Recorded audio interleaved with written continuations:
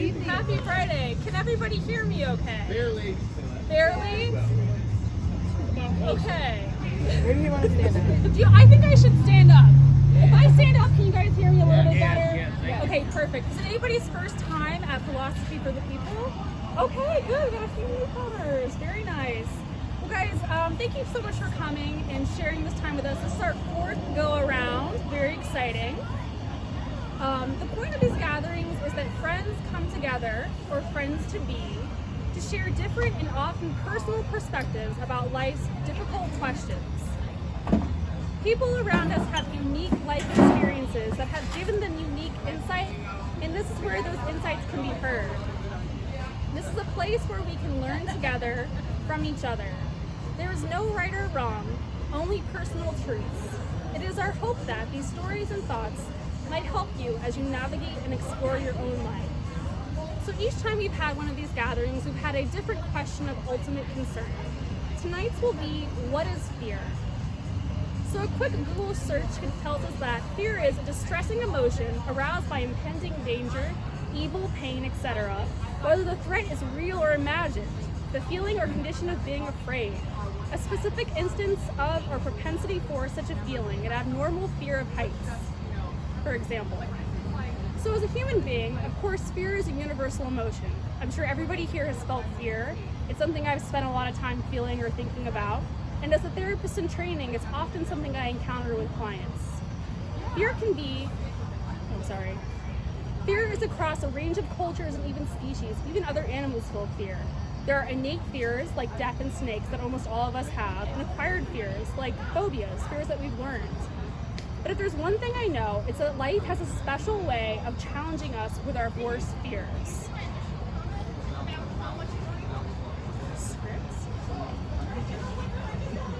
So I'm your host tonight. My name is Jenica Rowe.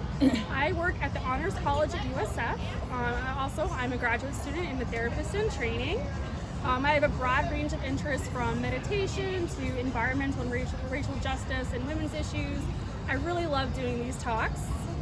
And we also have a couple other hosts or speakers tonight. Those people are In-Won Kim, Rachel Nelson, Chris Kravitz, and Whit Hill. The flow of the evening will go something like this. Each speaker will have up to 20 minutes to share their unique answer with all of you. Two speakers will share back to back. Then we will go on a 10-minute intermission. During intermission, head to the bathroom, buy a beer or kombucha, and mingle with the speakers. So of course, drinks and bathroom are just going to be right in there inside. After the intermission, two more speakers will share. We'll have another intermission, and then a Q&A will take place for about 20 minutes or so. Afterwards, feel free to hang out, grab beers, talk to the speakers, talk to your friends, or bounce. Okay, you may have noticed that this kind-looking gentleman with a guitar is standing over there. This is Mr. Awesome Sauce, also known as Jimmy, or sitting over there, Jimmy Payton. Jimmy Payton. Him is a musician and songwriter from Central Florida. His great loves include Jesus, third wave coffee, liberation theology, philosophy, especially hermeneutics and semiotics, jazz, and vegetarian. He has a Bachelor's of Science in Broadcasting with an emphasis in audio production and an MA in religion, both from Southeastern University. Very cool. Thank you so much, Jimmy, for being our musical talent. His passion is to create space for spiritual encounters through music and liturgy, and with an eye toward diversity, justice, radical hospitality, and theological openness. Tonight, he will serenade you with his original jams during each intermission. Check him out at jimmypayton.com or Spotify. All right, let's enjoy ourselves tonight and get zesty by welcoming our first speaker to the hot seat. Woo! Thank you. Okay, so our first speaker tonight also spoke at our first series, correct? Yeah. Whit Hill is a very good friend of mine, and I'm very excited to be here with them tonight. Whit is on, and can people still hear me? Nope. All right, should I keep standing up? Whit Hill is on a gender journey. Because of that journey, even writing a bio like this can be fearful. Having to explain changes you've made, like going from Noah to Whit, are difficult because you don't know how people around you may take it. Are they neutral? Do they think something is wrong? Do they just love Whit for Whit? Does hate bubble up? Does acceptance? Whit doesn't feel comfortable as a female or male. So as the night goes along, she and he are terms that will be used loosely. Whit feels most comfortable androgynous. Whit is a writer on Medium and a practitioner of meditation at the Florida Community of Mindfulness on North Nebraska Avenue. Writing and meditation are tools that have helped Whit navigate hard emotions as she embraces the journey she is on in the world she exists in. Whit is also a licensed audiologist. That's a good analogy because as Whit learns to hear his own self, he is helping others hear as well. Hey guys. Hey. Okay. Be loud. Okay. Can everyone hear me? Chris, can you hear me? For now. Okay. All right. Let me know if I get too quiet. Well, thank you all for being here. I really appreciate it. Like Jenica said, this is my second time talking in front of a group like this, and you want to talk about fear-inducing, it's this seat right here. I don't have a lot of experience doing public speaking, so I'm going to do my best. So, fear. When I first got asked to answer this question and speak at this panel tonight, I thought it was going to be fairly easy. I thought I would be able to come up with some sort of definition, and then that would sort of be it. But as it turned out, it got a lot more complicated than that. So as a scientist, as an audiologist, I'm a scientist, and I really love definitions. And so when I was first preparing for this talk, I really tried to think about what would be an all-encompassing definition of the word fear. So I set up to come up with this definition. And so a lot of things, I was thinking about a lot of different situations that are fear-inducing, right? And I kind of came up with my own definition before I looked it up.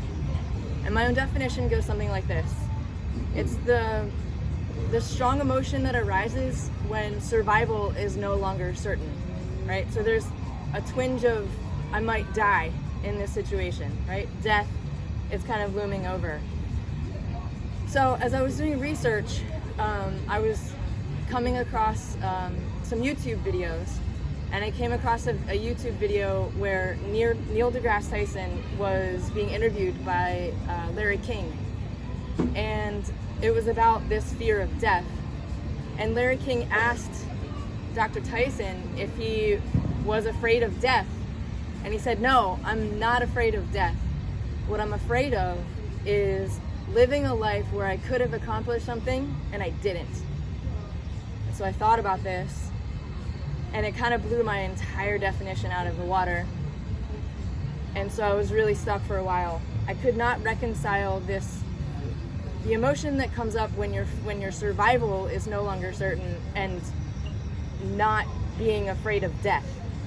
How can those two things reconcile? And so I kind of just let go of the wanting to come up with an all-encompassing definition, decided that there's really two definitions that I can come up with for fear. The first one is the emotion that arises when your survival is no longer certain. The second one, and I'll explain this later as we go along, is the emotion that arises, how did it go? Wait, I don't want to get this wrong. Hang on, give me a second. All right. The emotion that arises when our potential as human beings is set to be wasted. And again, I'll explain that as we go along. So I thought I would tell you guys a couple of stories about my own personal life in which I've dealt with some fear. And the first one deals with the fear of death. And so it's a funny story looking back on it now, but at the time I was scared almost to death. So about a little over 2 years ago, I was living in Spain, and I had some friends who were rock climbers, and we used to go out into the mountains on the north and to the north of Madrid, and we would go out rock climbing on the mountains. And I wasn't really afraid at first. Like I knew what I was doing enough to get myself to the top and then get myself down. I knew all the safety procedures and everything.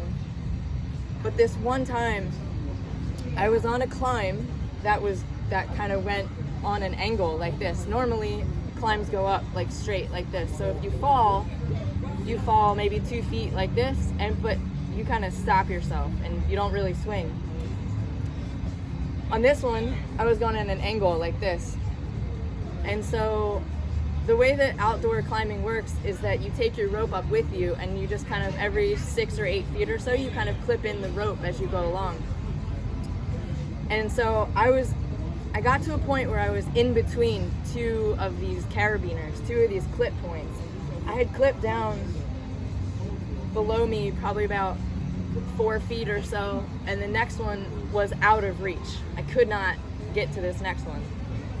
And I was stuck. I had no idea what the next move was. I literally I was looking down everywhere. Where can I put my hands? Where can I put my feet to change my body position to get myself a little further up so I could reach it? I couldn't figure it out. And so I start going like this. My body's like, oh my God, guys, we're about to die. What are you gonna do? So I start really like, my heart rate goes up, my breathing rate goes up, I start shaking. And I realized in that moment that if I continued in that direction, if I continued to freak out the way that fear was telling me that I needed to, I was almost imminently going to fall. And if you fall in that situation, it's not like you fall to the ground, but you fall 4 feet and then you also swing. And so there's rocks and crags over there, and it's dangerous. I didn't have any helmet on or any kind of padding or anything, so it would have been a dangerous situation. And so I understood that if my body continued to freak out like this, I would most certainly let go of the wall and fall and probably get hurt.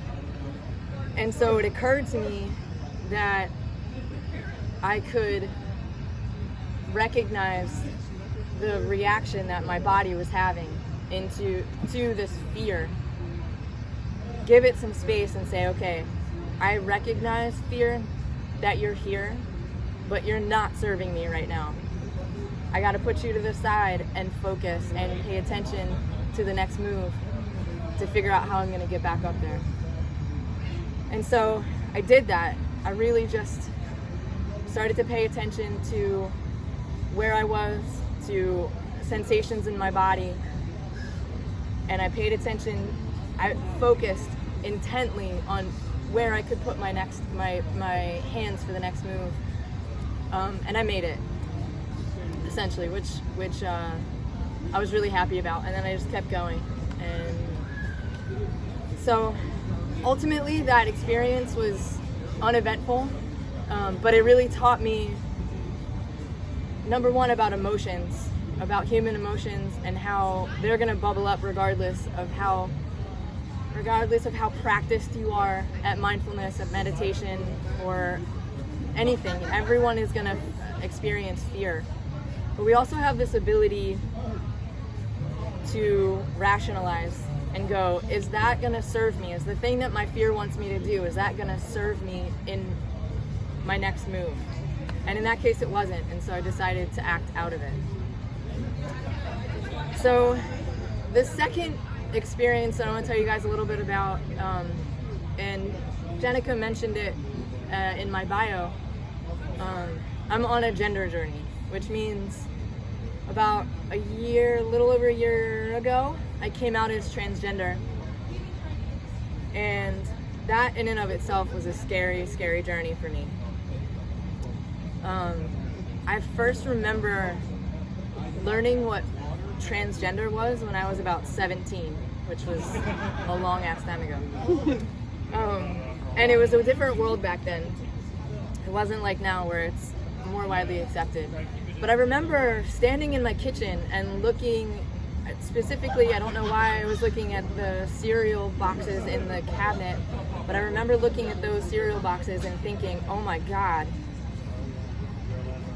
that's me. Like, those people and I, we're the same. Like, I'm in their group. Oh God, no, I can't. Like, that's too scary. That's way too big of a mountain for me to climb. I cannot handle what that would mean for my life. I was 17 at the time. So I pushed it away. I stopped thinking about it. I just kind of went on my life. At about the age of 22, it came back. And I actually wrote about it this time. I'm a writer. I journal constantly. And so I actually wrote about it this time and kind of let myself accept it about myself. And I remember writing to myself. I have this kind of method of talking to myself when I'm freaking out. And so I literally write as two people. And I remember writing to myself like, so what are you gonna do about this? You have to face it. It's here. And so, but again, like, I freaked out. It would mean such a huge change in my life and my family's lives that I was not ready in my life and in the world at that time for that sort of change and that sort of vulnerability. Because it opens you up to rejection, right? To not being good enough, to being the freak.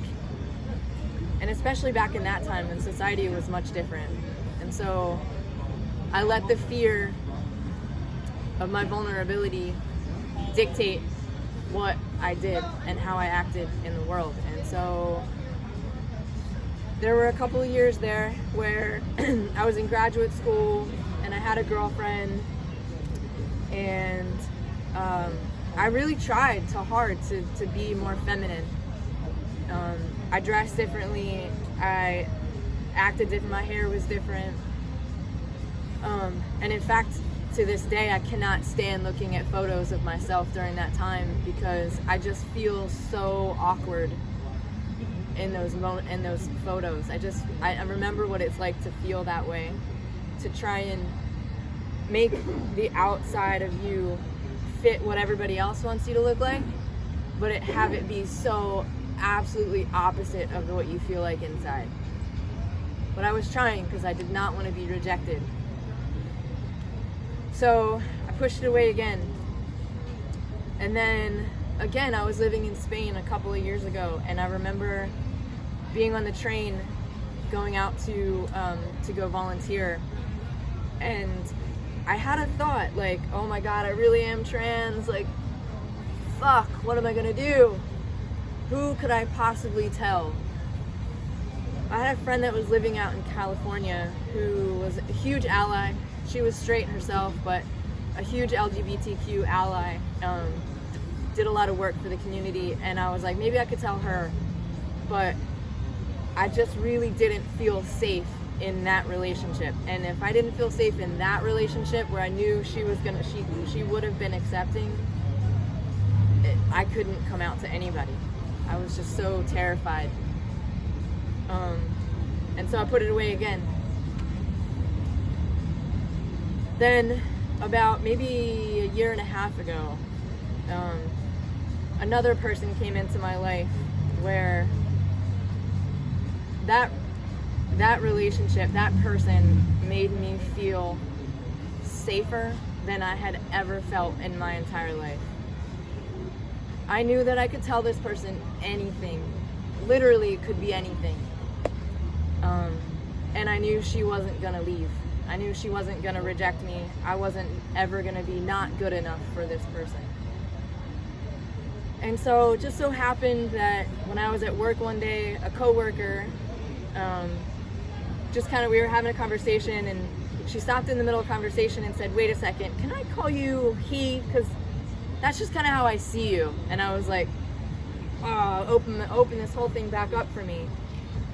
And so I had this person in my life.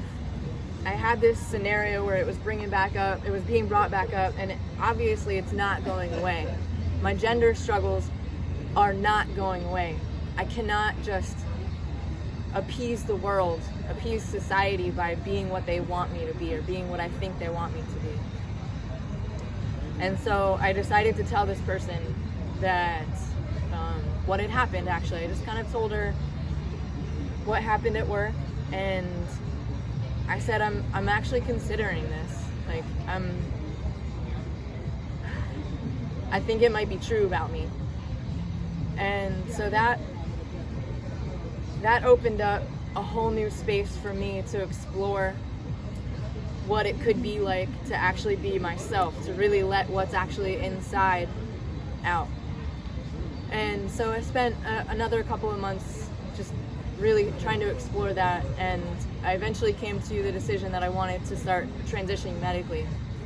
So that was about a year ago, and the rest of that story is for a different talk, but I really just wanted to talk about the fear that it induced in me. And that second definition that I talked about in the beginning, which was the emotion that arises when our potential as a human being is set to be wasted, right? So what Neil deGrasse Tyson said was he was afraid of getting to the end of his life and not having accomplished what he was set out to accomplish.